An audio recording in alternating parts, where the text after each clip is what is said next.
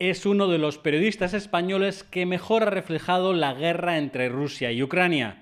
Alberto Rojas, corresponsal de El Mundo, ha recorrido todos los frentes de batalla, lugares, personas, situaciones, objetos y fotografías que ya se han quedado para siempre en su memoria y que hoy comparte con nosotros. Es la otra mirada a la guerra y hoy nos la muestra en Crónicas de la Estepa Rusa. Y entre esas personas con las que se cruzó Alberto en sus viajes, también está Pablo González o Pavel Ruzov para los rusos. No os lo perdáis.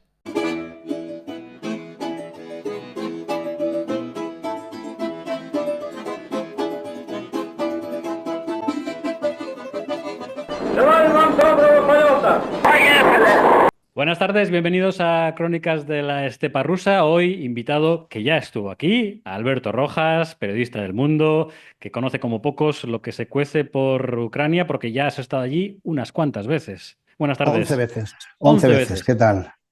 No está mal, ¿eh? 11 veces. ¿Y qué tal? ¿Cómo estás viviendo estos momentos, no sé si de extrañeza, ebullición, con Kursk a pleno rendimiento? Pues mira, llevábamos unos meses con la guerra muy parada. No es que no sucedieran cosas, sucedían cosas, pero digamos que el frente casi no se movía y ahora de repente en 2 días hemos visto parecía al principio una incursión, ahora parece más una ofensiva, algo mucho más serio que implica a más tropas ucranianas y de repente yo creo que los rusos hacía mucho tiempo que no los veía tan en shock. Y por tanto, pues parece que al fin la guerra se mueve después de mucho tiempo. Aunque han pasado apenas 48 horas, y yo ya lo he dicho, todavía no veo un objetivo claro. ¿Tienes Yo tú tampoco. alguna idea, algún porqué? Bueno, se me ocurren algunas cosas. Por ejemplo, la primera es que Ucrania intente hacer lo que a Rusia no le salió con la ofensiva de Kharkiv. La segunda me refiero, que es que Rusia tenga que aflojar la presión sobre el Donbass y tenga que trasladar tropas precisamente a Kursk. La segunda es que, más allá de lo que todos pensábamos, Ucrania sí piensa agrandar toda esa zona por la que ha entrado y intentar, ¿cómo decir?, consolidar una ocupación. ¿Para qué? Pues para si, como se está diciendo, Zelensky se pudiera sentar en una mesa de negociaciones en noviembre o en diciembre, que ese territorio sirviera como moneda de cambio en el caso de que se iniciaran unas conversaciones de paz. Pero ya digo, hasta ahora yo estoy tan sorprendido como todos. Son 13 poblaciones ya en las que han colgado la bandera a Ucrania y bueno, van a por poblaciones más grandes y de momento yo creo que Rusia pues está intentando juntar una fuerza para interponerla y para hacer una línea de defensa, pero de momento no lo ha conseguido. Eso sorprende, ¿no? Porque al final muchas veces con las entradas de los voluntarios rusos y la Legión de la Libertad de Rusia, había una respuesta que tardaba un poquito, pero se daba. Sin embargo, llevamos 2 días y apenas hemos visto nada por parte de Rusia. ¿Sabes el que dio digamos, creo yo, la pista sobre lo que pasaba en el interior de Rusia? Posiblemente fue Prigozhin. Ujú. En su cabalgada hacia Moscú, Prigozhin recorrió 2 oblasts prácticamente sin oposición y cuando se le opusieron con helicópteros y tal, él derribó esos helicópteros sin problema. Y yo lo que creo es que a Ucrania ha planificado esta operación mucho mejor de lo que parece. No es una calentada rápida de vamos a entrar, sino que tenía muy bien estudiado dónde tenía que llegar, dónde estaban los puntos fuertes de Rusia y ha sobrepasado las líneas con gran facilidad, incluso ha cogido muchísimos prisioneros. Ya las últimas imágenes que hemos visto probablemente sea la mayor toma de prisioneros de lo que va de año. Ujú. Hombre, yo siempre digo, nosotros no tenemos ni idea de nada, mejor que hagan ellos que son los que saben, ¿no? O sea, aquí podemos Claro, elucubrar, tuitear, hablar, pero luego... a mí me hace mucha gracia las guerras estas de Twitter entre unos tuiteros y otros tuiteros. Uno decía que esto es malo porque lo que hay que hacer es reforzar el Donbass y otros diciendo que no, que esto es perfecto porque así no solo se sube la moral, sino que además estás haciendo una operación que los rusos no esperaban, ¿no? Yo no tengo, vamos a ver, militarmente no tengo ni idea. Yo me limito a ver y a sacar conclusiones un poco siguiendo a la gente que sabe, pero ya está. Ujú. Bueno, y otra de los temas, vamos a dejarlo, vamos a ver cómo avanza el tema. Espero que no se quede desfasada esta parte de la entrevista cuando lo publique, que espero que sea en breve. Y otra de las grandes sorpresas, o pues sí, noticias un poco que han convulsionado esta semana, ha sido el intercambio de prisioneros desde Rusia a Occidente y viceversa, ¿no? Todos hemos visto, yo en directo hace poco hablé de los prisioneros que habían llegado a Occidente, pues, asilo político, protestantes de la guerra, políticos y tal. Y tú eres periodista y como tal te tengo que preguntar por el gran nombre, que era el de Pablo González, acá Pavel Ruzov.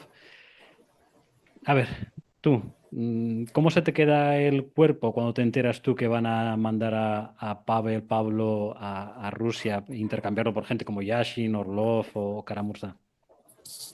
A mí no me extrañó, a mí no me extrañó, la verdad. Yo no sé si Pablo o Pavel es un espía o no lo es. Ahora bien, si en algún momento se confirma que se enrolló incluso con la hija de Nensov para poder elaborar informes y enviarlos al FSB, pues hombre, yo creo que si eso es verdad, a nosotros los periodistas no nos ha hecho ningún favor, todo lo contrario, nos está poniendo en peligro porque cuando ya entremos a un país en conflicto van a ser mucho más exhaustivos o mucho más cuidadosos a la hora de darnos determinados permisos a los que vamos a este tipo de sitios, ¿no? Por tanto, de momento te puedo decir eso. Yo a Pablo le conocí 3 meses antes de empezar la invasión de Ucrania. Fue justo en la frontera con Bielorrusia, en el momento en el que Lukashenko empezó a enviar estos inmigrantes de Oriente Medio hacia la frontera. Allí coincidimos en un hotel. Estaba también nuestro común amigo Ricardo Marquina y Ujú. estuvimos cenando una noche. Y digamos, la única anécdota que tengo con él es que yo le pregunté, porque él parecía saber mucho más que yo o que el resto. Él se veía un especialista en la zona, hablaba ruso, hablaba algo de polaco. Y entonces yo le pregunté, oye, ¿a ti esto de Lukashenko qué te parece? Porque Lukashenko no es un tipo que tenga ningún miramiento por los inmigrantes. Los inmigrantes le dan igual. Es evidente que él está intentando hacer algo.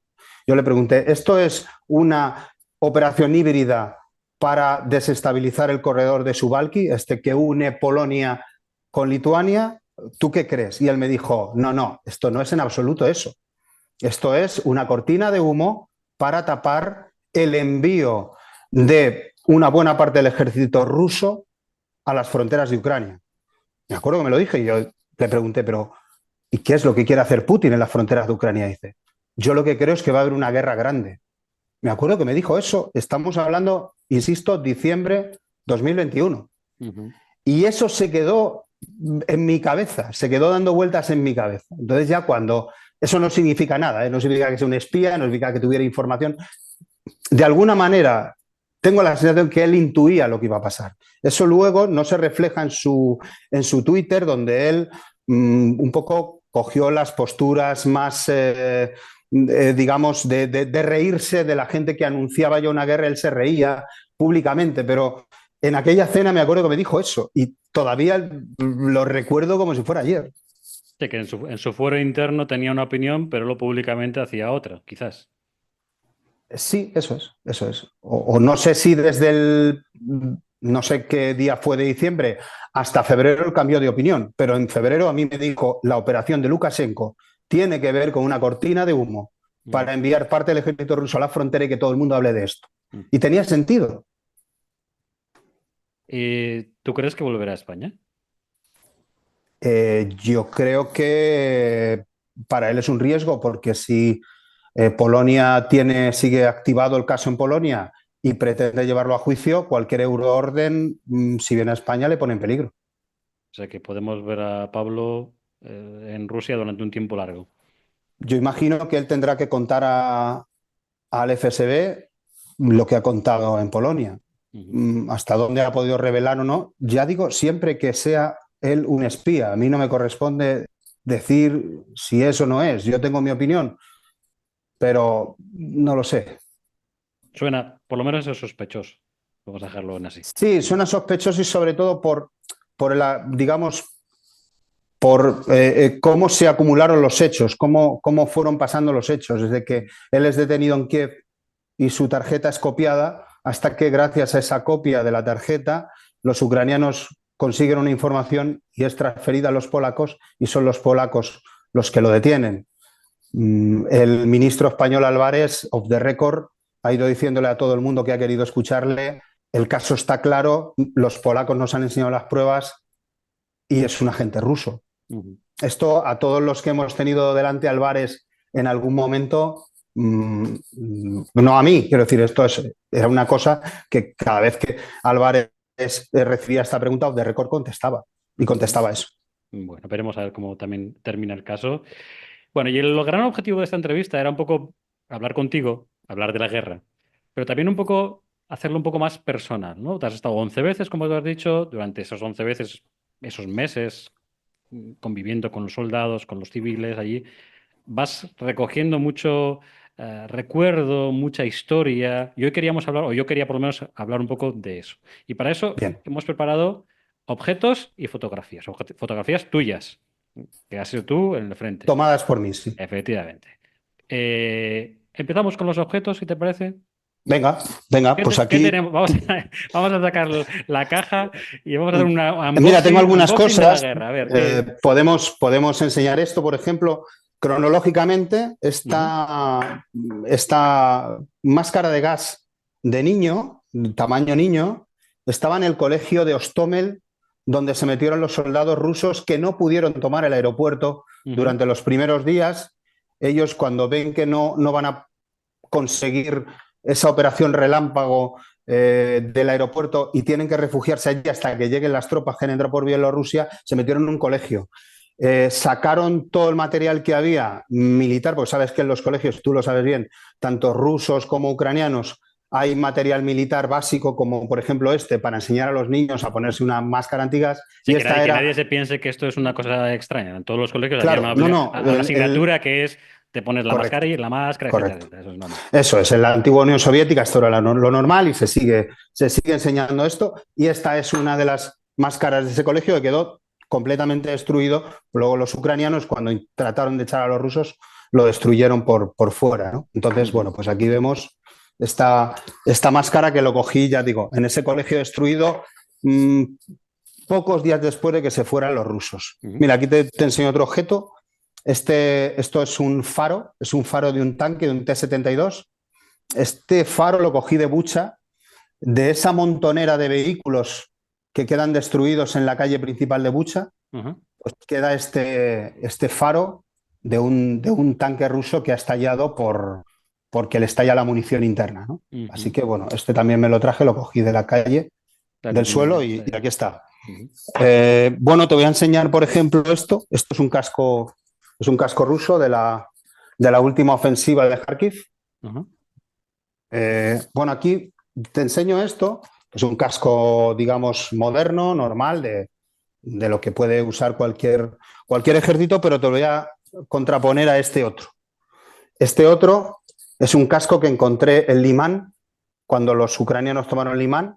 Estaba abandonado en una trinchera y son los cascos que les proporcionó Rusia a los milicianos de Donetsk y de Lugansk. Estamos hablando de un casco de acero de la Segunda Guerra Mundial, lo que nos da una idea me recuerda a los de Afganistán. Sí, porque puede ser que en Afganistán usaran todavía esto. Pues es un casco que claramente no protege, es un acero, pero además un acero finísimo, y estaba en una trinchera abandonada y lo cogí de allí. Por tanto, pues aquí podemos ver cómo Rusia distingue bastante de lo que es un soldado ruso a lo que es un soldado ucraniano, digamos, separatista, ¿vale? Que se arman con este tipo de cascos. Y luego, pues te voy a enseñar otra cosa, que es este paquete de vendas. Esto lo encontré cuando cayó Izium, cuando cayó toda la zona de Kharkiv en la ofensiva. Lo encontré en una capilla que los rusos estaban usando como hospital de campaña. Digamos, estaban allí todas las camas llenas de sangre y tal, y parece que sacaron rápidamente a los pacientes que tenían. Esto es de 1972. 1972. 1972 y costó 41 kopecks. Sí, Aquí copex es, está. digamos, los céntimos de los rublos, antiguamente. Correcto. O sea, esto es las vendas con las que Rusia está curando a sus soldados. A O mí me sea, que gusta mucho. estamos hablando de unas vendas de 1972 que se usan Eso en es. 2023, o sea, se han usado en 2023, 2000. Sí, correcto. Correcto, eso Bueno, es. ¿no? Esto que te enseño no es una excepción, porque yo lo he visto ya en otras zonas. Ujú. Habría que ver también los torniquetes esos que son, es una goma Es elástica, una goma, sí, sí. es una goma, eso lo he visto en todos sitios, en todos sitios. O sea, es material claramente caduco. ¿Eh? Luego te voy a enseñar también, bueno, un poco lo que cuando tú vas a visitar a una unidad de combate ucraniana, pues lo normal es que te acaben regalando el parche, pues aquí ya, aquí Tienes van un- unas cuantas, ¿no? tienes una buena colección, sí, señor. Sí, tengo una buena colección ya. Y luego, pues alguna cosa que también en invierno, pues me queda un poco corto en mi vestimenta y me han acabado dando los propios ucranianos para no pasar frío.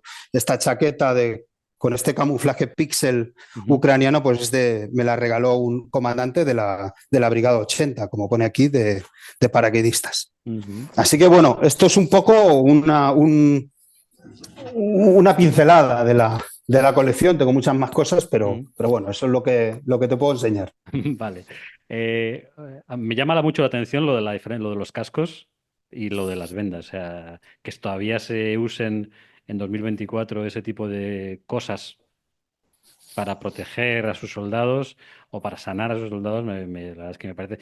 Y es verdad que yo sí he leído que muchos soldados rusos, cuando eran heridos, una gran parte de ellos podía morir por falta de eso, de vendas, de torniquetes modernos, de no saber aplicarse los propios primeros auxilios ellos mismos. Era un poquito desastre. ¿Mm? Bueno, Eh, lo que pasa es que nadie va a pagar por ello. sí, no, eso sabemos que Rusia, el coste de la vida humana para Rusia es muy bajo.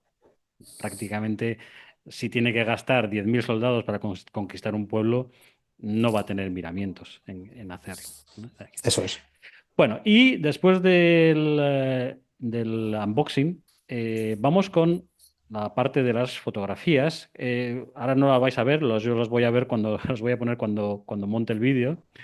Hemos hecho hablando antes, hemos hecho del 10 al 1, como un tema de los 40 principales. Y sí me gustaría que cogiéramos del 10, nos dijeras dónde es la foto y por qué, y sobre todo, por qué es importante para ti. ¿Qué significa Vale. para ti esta foto? Vale. ¿Por qué es importante para mí? Porque es el día probablemente que más miedo he pasado cerca del frente y estuve acompañando a la 28 Brigada de Ucrania. Estos son una unidad de morteros de infantería, morteros muy pequeñitos, ya muy, muy cerca de la primera línea, con lo cual era una zona batida por la artillería rusa. Y me trataron bastante bien. La verdad es que hicieron que el día fuera mucho más calmado de lo que podría haber sido si ellos no hubieran estado tan pendientes de mí.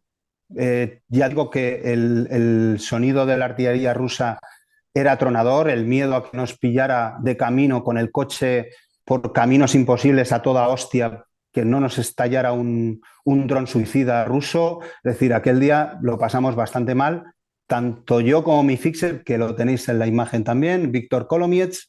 Y bueno, pues por eso es importante, porque me cayeron muy bien estos tipos y espero volver a visitarles en cuanto pueda. ¿Esto en qué zona era? Esto era precisamente la zona que está más caliente ahora, la de Toresk. Ujú. Vale, esta es una fotografía a la que tengo mucho cariño. Son tres tanquistas de este tanque, el que llamaban el Sapo. Los conocí en primavera de 2022. Lleva muy poquito la guerra. Son Evgeny, Víctor y Andriy. Por ese orden, Evgeny de murió, izquierda a derecha. Evgeny. eso es, izqui- Víctor y Andriy. Ujú. Evgeny murió pocos días después en la ofensiva sobre Kharkiv, contraofensiva sobre Kharkiv, mejor dicho. Esto está a muy poquitos kilómetros de la frontera rusa, en Kharkiv. Este día nos cayó un buen ataque de artillería minutos después de hacer esta foto Ujú. y tuvimos que refugiarnos en un sótano. Y luego a Víctor y a Andriy los he visto ya otras 3 veces en diferentes puntos del frente. He seguido su historia y ya digo que son para mí personas ya muy cercanas porque, bueno, mi manera de trabajar es esa. Si conozco a alguien y me gusta lo que cuenta y creo que puede tener una buena historia. Trato de acompañarle durante toda la cobertura. Ujú. El sapo. ¿Alguna El razón sapo es como llamaban al tanque ese, por es un alguna tanque, razón especial? no, no lo sé, pero lo llamaban el sapo, debe ser por esa, como esa piel escamosa que tiene, que es Ujú. como esa tela de camuflaje que le ponen, y era un T-72 arrebatado a los rusos, O sea, lo habían y ese es el recuperado que y... manejaban, Ajá. claro, y lo habían lanzado contra sus antiguos dueños. Ujú. Muy bien. Vamos a la siguiente. Ah, sí, la señora Svetlana está en un sótano de Juliápole en un momento en el que empezaron a atacar también con artillería los rusos. Este era un reportaje en el que intentaba captar o intentaba contar la historia de la gente que se había quedado en los frentes de guerra aislada en sótanos o en garajes, en sitios muy, muy complicados, pero que se negaban a abandonarlos, o bien pues no tenían movilidad, eran mayores, no tenían dinero. También me encontré el caso de muchos locos, muchos alcohólicos. Esta mujer concretamente era una mujer muy mayor que no tenía familia, no podía moverse y estaba en ese momento, estábamos en el sótano, ella encendió la vela y afuera pues empezó a rugir la artillería rusa y nos quedamos ahí un buen rato, la pudimos entrevistar y esa es la foto que hago en ese momento. Me imagino que esto quizás es de las cosas más duras, ¿no? Encontrar a esta Sí, y gente hay, no quiere o no puede dejar su casa. claro, porque yo le pregunté por qué no dejaba esa ciudad. Esa ciudad está completamente destruida, no hay electricidad, no hay agua, no hay nada y solo de vez en cuando hay alguna ONG que les lleva comida. Yo le pregunté por qué no la dejaba y decía, no, no, si en realidad yo la dejé mi casa, me fui a Dnipro y en Dnipro estuve viviendo un tiempo, pero el dinero se me acabó. La pensión que paga Ucrania es tan baja, creo que son aproximadamente unos 100 euros al mes, que no podía pagar ningún alquiler en ningún sitio y tuvo que volverse. Eso es la historia de esta mujer es muy triste, pero me he ido encontrando a personas como ella prácticamente en todos sitios, en todo el Ujú. frente. Son 800 kilómetros de frente, pues prácticamente siguiendo esa línea del frente hay muchos casos como este. Ujú. Vale. Vamos con la siguiente. Sí, esto es Sloviansk, esto es otoño-invierno de 2022. Esto es un bombardeo terrorífico en el centro de la ciudad, 11 misiles S-300 contra objetivos civiles. Aquí vemos, por ejemplo, cómo han dejado ese piso reventado. Y estos son dos abuelitos que estaban rezando abajo, llorando los dos, esperando a que encontraran a sus nietos bajo los escombros. Los bomberos están ahí arriba. Finalmente los encontraron, pero estaban muertos los dos. Un niño de 2 años y una niña de 6. Cuando volví al hotel, que estaba a una manzana prácticamente de este sitio, escuché a Lavrov decir Rusia nunca ataca objetivos civiles, cuando le preguntaron por este ataque. Si lo hubiera tenido delante, le hubiera matado, porque yo fui testigo de lo que hizo Rusia aquel día y de lo que ha hecho Rusia tantos y tantos. Sí, encima ahora, por ejemplo, con este ataque a Kursk, están diciendo eso que es ilegal, es un ataque terrorista contra infraestructuras y gente civil, cuando Rusia ha hecho. Estamos hablando de una panda de dementes. Ujú. Efectivamente. Solo te puedo decir eso. No, el comportamiento del país que ellos consideraban hermano, el daño que están haciendo a la población civil es terrorífico. Seguimos adelante. Esta foto la publicamos. Esto es en una mina de carbón en Donetsk. Esto estaba muy cerca de la frontera con el oblast de Dnipro, 370 metros de profundidad, un día de invierno que hacía un frío fuera que dolía y sin embargo, conforme ibas bajando por el ascensor de la mina, te ibas quitando ropa porque abajo hace muchísimo calor.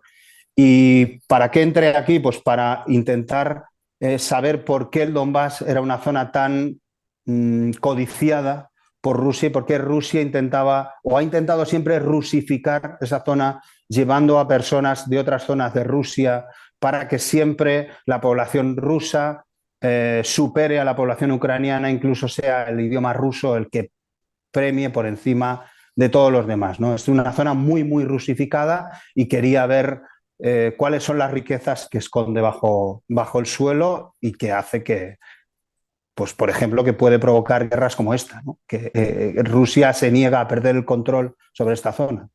Toda esta zona carbonífera, industria pesada, ¿sigue funcionando todavía?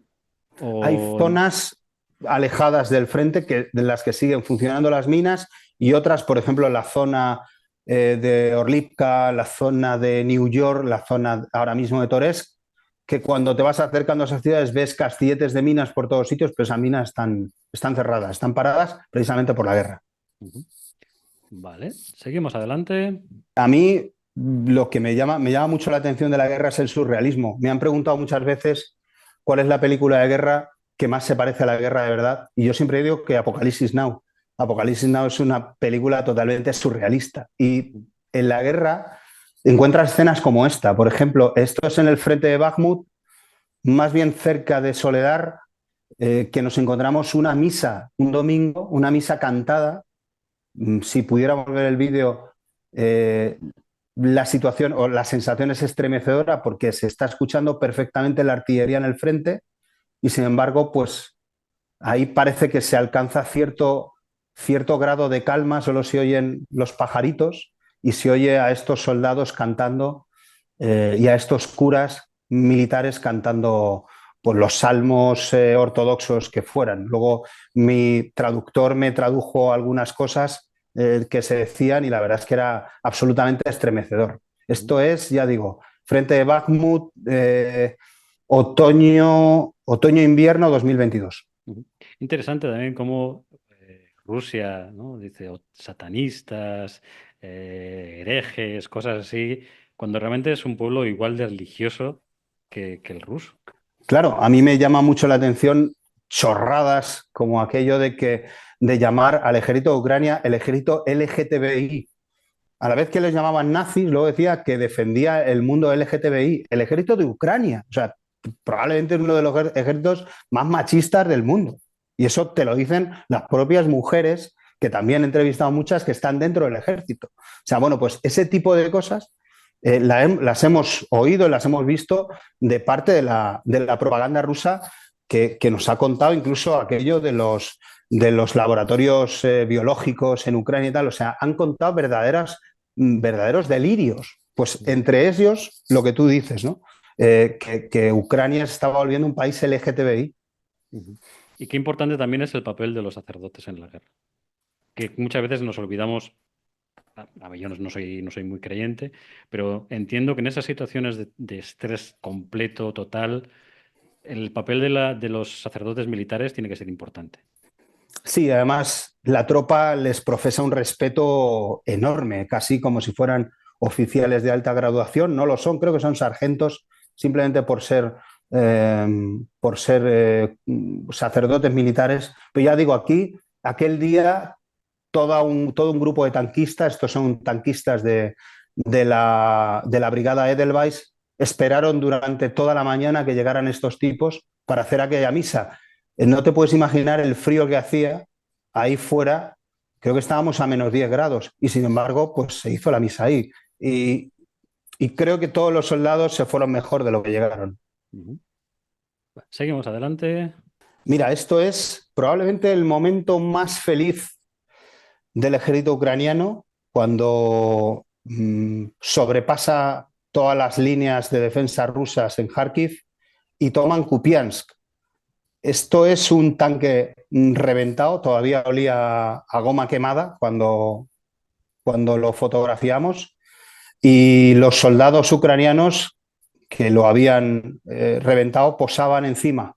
Y entonces, volviendo al hotel esa tarde, al atardecer, lo vimos y les hicimos unas fotos y yo a ellos con sus propios móviles luego les fotografié. Este era un momento muy dulce para Ucrania donde todo el mundo pensaba que iban a poder echar a Rusia mucho más fácil de lo que luego ha resultado. Probablemente, y según varios expertos a los que he leído, era el momento de que Zelensky hubiera hecho la movilización masiva, en este momento, digamos, más optimista y no luego después de la contraofensiva fallida. Ujú. Eh, recuerdo muy bien este momento y por eso pues, he elegido esta foto. Bueno, a mí es una foto, este tipo de fotos con contraste en siluetas y tal, son fotos que a mí me gustan muchísimo. Esto es una cárcel, antigua cárcel soviética, muy cerca de Leópolis, de Lviv. Aquí están los soldados rusos que han caído prisioneros. En aquel momento en el que visité esta cárcel no había demasiados, porque esto fue después de la Pascua de 2023, y entonces ya en la Pascua habían intercambiado muchos y quedaban pocos. Como curiosidad te puedo decir que había tres tipos de prisioneros. Uno eran los mercenarios de Wagner, con los que estaba prohibido hablar. Dos, el soldado regular del ejército ruso, donde pues, nos encontramos mucha gente de Buratia y de Siberia y sobre todo pues, con rasgos asiáticos. Y luego estaba el prisionero de Donetsk o de Lugansk de origen ucraniano, que lo tenía bastante crudo porque por ese el ejército ruso o el gobierno ruso, mejor dicho, no negociaba, con lo cual había algunos milicianos de Donetsk y de Lugansk que llevaban prácticamente desde el principio de la guerra metidos allí sin esperanza de que nadie los sacara de allí. Rusia no negociaba por ellos. Ellos mismos te lo contaban. De hecho, hubo uno que explícitamente me dijo, por favor, hazme una foto, que si me identifique, hazme una foto a la cara y públicala en tus redes sociales, pon mi nombre, a ver si alguien de mi familia sabe que yo estoy aquí y puede reclamarme, porque si no, Rusia no va a negociar por mí. Esto es una cosa, es una petición que te hacían. Ujú. Y cuando estuviste en esta cárcel, hemos visto las imágenes de los prisioneros rusos, de los prisioneros ucranianos, perdón, cuando vuelven demacrados, golpeados. Eh, ¿Cómo era el trato en la cárcel? ¿Viste algún maltrato? ¿Viste algún... Es difícil que te No, yo enseñen, no ¿no? vi Pero... ningún maltrato. Te puedo decir que la comida estaba bastante buena y de hecho los prisioneros se ven bastante bien nutridos. Las heridas que tenían los soldados eran heridas de combate y te contaban ellos en qué momento se habían herido. Hubo uno, por ejemplo, que tenía todo el brazo amputado por congelación, porque se había quedado congelado en una trinchera, pero ellos en general te decían, una cosa que me llamó la atención es que tú podías entrevistar a quien quisieras. Y entonces luego ya en privado el soldado ruso te decía, mira, yo no hablaría contigo si no me hubieran obligado. Es decir, ellos sí se veían obligados a hablar con nosotros, pero ya una vez que estaban sentados ellos hablaban con cierta libertad, ¿vale? Porque ya no tenían ningún guardián ucraniano delante. Sin embargo, cuando yo les preguntaba, oye, ¿pero te han torturado, te han hecho algo? Todos admitían que no les habían torturado y que el trato era bueno y que tenían que trabajar o no trabajar, ellos elegían, pero si trabajaban podían ganar un poco de dinero para llamar a sus familias. Entonces todos al final acababan trabajando para tener ese dinero para coger el teléfono y poder llamar. ¿Alguno había, entre las entrevistas que hiciste, la gente o los prisioneros estaban arrepentidos? Algunos estaban decepcionados. Por ejemplo, yo me encontré a gente que te decía, no, no, yo es que vine aquí porque me habían dicho que Ucrania estaba cometiendo un genocidio en el Donbass contra los rusoparlantes. Y yo les preguntaba, yo, bueno, ya, pero ¿y tú ahora, tú volverías, tú sabiendo esto? Dice, no, no volvería jamás, es mentira. Es evidente que nos han utilizado, es evidente que nos han engañado. Había otros, por ejemplo, recuerdo otro tipo que no, que él decía que él luchaba por su patria y que él quería luchar contra Ucrania y que se había tenido que enfrentar al batallón Azov y que el batallón Azov había matado a todos sus colegas y que él quería vengarse. Bueno, pues había de todo, pero sí que había gente decepcionada. Ujú. Seguimos adelante. Sí, bueno, esto es precisamente, estábamos hablando del regimiento Azov. Estos son soldados de Azov hace muy poquito, en un entrenamiento para tomar una posición rusa determinada, estudiada en un mapa, y ellos tenían que llegar en un vehículo exactamente igual que ese, o ese vehículo incluso, y tomar a la fuerza, a tiros, la posición. Y aquel Estamos día hablando de un entrenamiento. estamos hablando de un entrenamiento, esto es un entrenamiento, pero es un entrenamiento con fuego real. Es un entrenamiento donde ellos no solo tenían que disparar, sino que había un tipo que desde el otro lado descargaba varios cargadores por encima de nosotros. Y ahí es donde aprendes que en realidad las balas cuando te pasan cerca silban. Es muy curioso, pero es así. Y entonces, bueno, es verdad que yo no tenía miedo de que me diera una bala, pero impresiona bastante que disparen por encima de ti. Y ese día, pues, aprendí, por ejemplo, lo que marea ir en un vehículo de estos que se llena de humo, son diésel, que además no tiene ningún tipo de ventana, con lo cual no sabes cuándo gira, cuándo no gira, vas totalmente desorientado. Y también aprendí el peso que llevan encima estos soldados que tienen que moverse muy rápido y llevan encima 30 kilos. O sea, ese día pude casi sentirme uno de ellos, moverme detrás de ellos, tiraban granadas detonantes, disparaban, ya digo que fue una experiencia eh, pues bastante buena para mí como periodista y como fotógrafo, poder sentir lo que ellos sienten. Ujú. Este caso estamos hablando de quizá una de las brigadas más reconocidas, famosas y por lo que se ve Sí. con mejor entrenamiento, pero en general el entrenamiento de los, y ahora que estamos hablando de una movilización en Ucrania, ¿el entrenamiento que reciben los ucranianos es de garantías? Yo te diría que es de garantías, lo que pasa es que ahora mismo, probablemente por las prisas de movilizar a la gente, pues una buena parte de esos movilizados estén 2 o 3 semanas nada más y los lancen. Otros están siendo entrenados más tiempo, es decir, no todos los entrenan a la vez y no todos el mismo tiempo. Si tienen prisa, rápidamente preparan unos cuantos y los mandan al frente para tapar huecos y a los otros, mientras que ganan tiempo, los entrenan más. Pero es verdad que como mucho 2 o 3 meses y esos tiempos más alargados son para las brigadas que probablemente sean más cuyo trabajo es más complejo, por ejemplo, la artillería antiaérea, la gente que está con los Patriot o los ingenieros o ese tipo de empleos militares más complicados. Para la infantería es mucho menos tiempo y tiene que ver con eso, por ejemplo, cómo salir de un vehículo, cómo guardar la distancia. Eso el instructor insistía mucho en eso. Vais muy pegados. Una granada de mano de los rusos mata a 3. Eso no puede ser. O sea, tenéis que guardar la distancia, tenéis que moveros de tal manera. Llegado a este punto tenéis que tiraros al suelo y seguir disparando para cubrir al compañero. Era una especie de coreografía en la cual, si todo salía bien, tenían muchas menos posibilidades de morir que si todo el mundo actuaba a su antojo, digamos. Ujú. Perfecto. Bueno, y vamos ya ahora con la última. La guerra de verdad es esto, la guerra es la muerte, la guerra es la destrucción y la guerra es el precio a pagar. El precio a pagar por Ucrania. Una madre que está enterrando a su hijo. Estos entierros que suceden todos los domingos en todas las ciudades de Ucrania, los cementerios están llenos, te puedes imaginar, de chicos jóvenes y de chicos no tan jóvenes, de padres de familia. Eh, estos entierros son absolutamente desgarradores y, por desgracia, he tenido que acudir a muchos y recuerdo a esta mujer cómo tocaba la madera del ataúd llorando totalmente desconsolada y aproveché como esa rendija entre la bandera de Ucrania y ese compañero con el uniforme y también el parche de la bandera para hacer esa foto.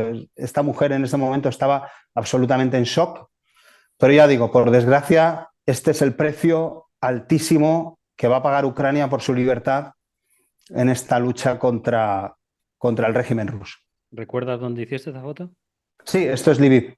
Esto es Lviv. Esto es al principio de la guerra, probablemente segunda o tercera semana de la guerra. Ujú. De todas formas, hay un respeto, por los vídeos que ves, hay un respeto enorme al combatiente caído. No así, por Sí, ejemplo, en sí, Rusia. sí.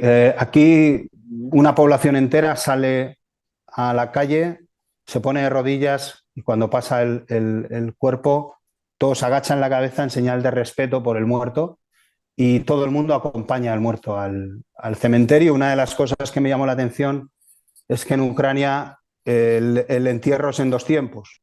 Es decir, primero se le entierra a ras de suelo, digamos, se le echa tierra encima, pero el muerto está muy cerca del suelo. Y pasado un año, y ellos te dicen, si el alma quiere, permanecerá entre nosotros y si no, se irá al cielo, ¿no? Pero al muerto hay que dejarle elegir un año qué es lo que quiere hacer. Y entonces, cuando ya ha pasado un año, entierran el cuerpo mucho más profundo, entonces ya ponen esa lápida de mármol que nosotros ponemos el primer día. Ellos tardan un año en ponerla. Ujú. Perfecto. Hecho este repaso a las fotografías, Ujú. repito que todas me parecieron maravillosas. Y para terminar el vídeo, no sé si vas a volver a Ucrania en breve, no sé qué planes tienes. Con ¿Cómo total ves, seguridad. cómo ves tú el futuro? Yo creo que ahora mismo, salvo por esta ofensiva de Kursk, que me va a desmentir lo que voy a decir, creo que la guerra está muy atascada y está muy atascada primero porque los dos ejércitos están muy cansados y segundo porque tecnológicamente ahora mismo es muy difícil hacer operaciones de ruptura. Es decir, si antes al principio de la guerra teníamos 5 drones espía, ahora tenemos 500 sobrevolando pues, por campos de batalla enteros. Entonces, cualquier movimiento que haga un ejército 10 kilómetros en profundidad es visto tanto la mañana como por la noche por estos drones espía con una precisión que te deja helado a 1 kilómetro de distancia, drones cerámicos que no ve el radar y que son capaces de estar 3 horas volando, luego llega ese dron y sale otro dron. O sea, está vigilado continuamente. Se mueve una moto, se mueve un vehículo, cualquier cosa y lo ven. Y lo ven. Yo he visto localizar un tanque en una línea de árboles que yo jamás hubiera visto y en el búnker de inteligencia donde yo estaba, los tipos que manejan el dron lo vieron y era muy difícil, estaba muy bien camuflado. Eso por un lado. Por otro, ¿qué puede pasar con los suministros de un ejército y de otro? Pues mientras que la Unión Europea y Estados Unidos sigan abasteciendo a Ucrania, pues Ucrania va a tener material para continuar. Pero a Rusia poco a poco pues, se le va acabando todas esas campas siberianas que tenía llenas de tanques con el antiguo ejército que la Unión Soviética preparó para lanzar contra la OTAN en Europa en los años 80, que es lo que está lanzando ahora realmente Rusia contra Ucrania, pues eso no sabemos cuánto puede durar, pero probablemente a mediados de 2025 empiecen a tener verdaderos problemas para suplir todas las pérdidas que van teniendo, que siguen siendo muy superiores a las pérdidas ucranianas por el modo de hacer la guerra que tiene Rusia. Eso es lo que te puedo decir respecto a unas conversaciones de paz. Pues yo creo que ninguno de los dos tiene incentivos para sentarse todavía en la mesa, por desgracia. Creo que, por desgracia, todavía va a morir mucha más gente en esta guerra. Perfecto. Pues Alberto, un placer tenerte aquí en Crónicas de la Estepa Rusa. Un placer haber visto ese pedazo de trabajo que haces, porque son fotos maravillosas y aparte los textos que las acompañan también. Y nada, lo único, como os digo siempre, que cuando vais allí a Ucrania, que tengáis mucho cuidado y gracias por vuestro trabajo, que lo agradecemos muchísimo. Yo te lo agradezco a ti el haberme invitado de nuevo. Y cuando quieras, aquí estoy para volver. Muy bien, perfecto, Alberto. Muchas gracias por todo y hasta la próxima.